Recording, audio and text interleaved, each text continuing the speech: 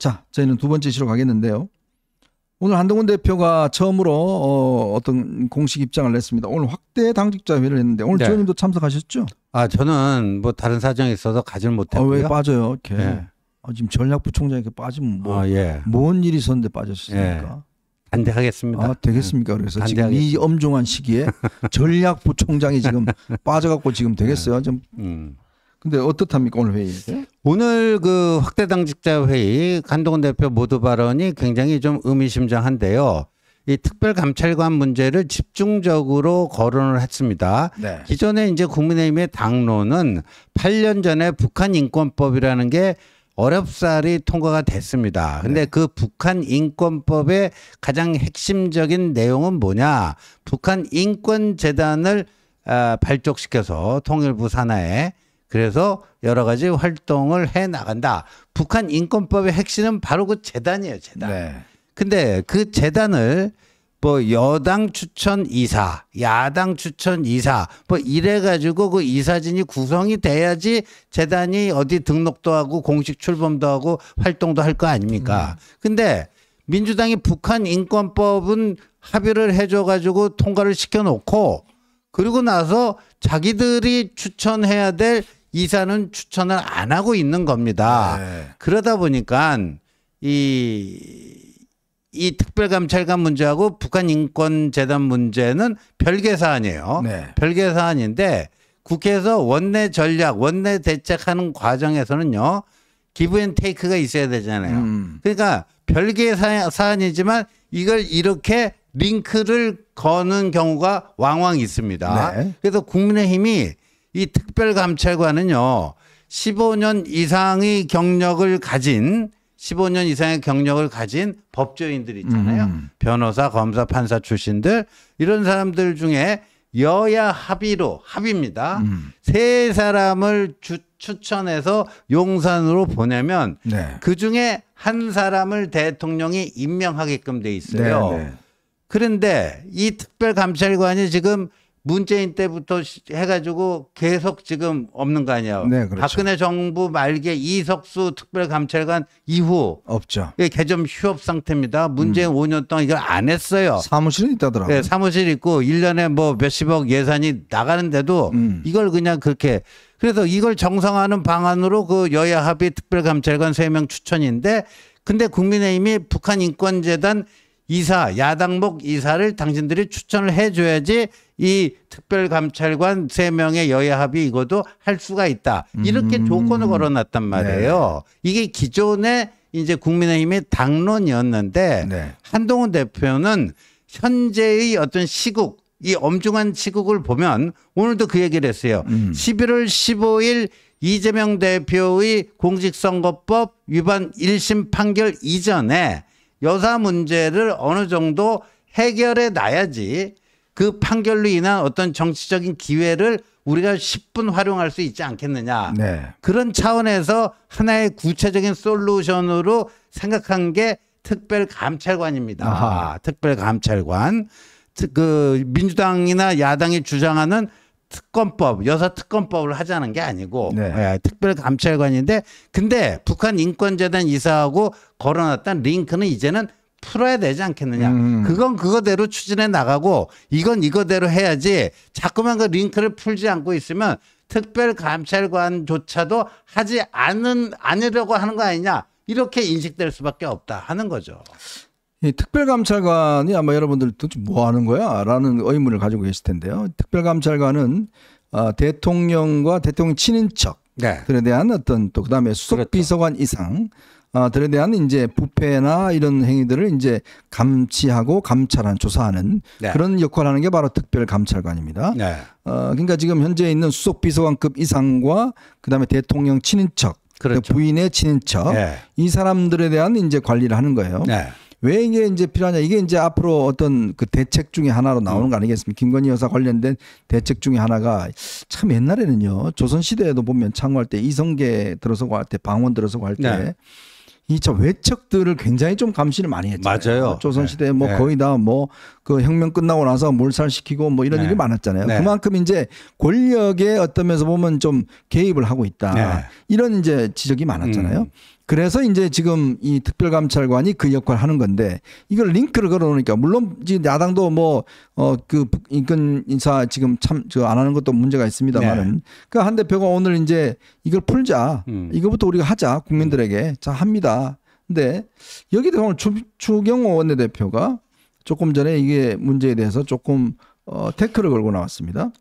자 감독님 기사 한번 볼까요? 추경호 원내대표가 조금 전에 이 이야기를 해서 이거는 원내 사안이다. 네. 원내 사안이고 원내 사안에서 이거는 의총을 거쳐서 결정을 하겠다. 이런 입장을 지금 조금 전에 밝혔습니다. 자, 이 특별감찰관 문제에 대한 이제 이 당론 변경은 원내의 사안이고 이 문제에 대해서는 우리가 의총을 거쳐서 결정을 내리겠다 이렇게 이야기를 하고 있어요. 네. 사실 이거에 대한 이야기는 어제 우리 지원도 이야기했지만 추경호 원내대표가 먼저 이야기를 하고 네. 또 대통령도 이야기하고 네. 회담 끝나고 나서 바로 또 예를 들어서 대통령실로 불려갔잖아요. 그렇죠. 네.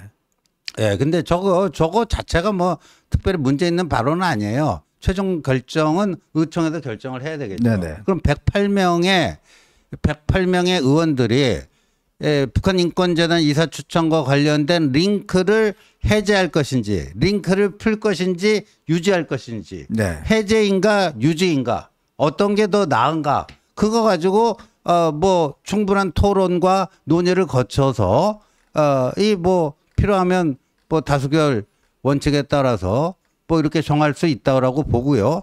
그게 민주정당 아니겠습니까? 예, 저는 뭐 그렇게 하는 과정이 필요하다고 보는데 근데요 이렇게 보여집니다.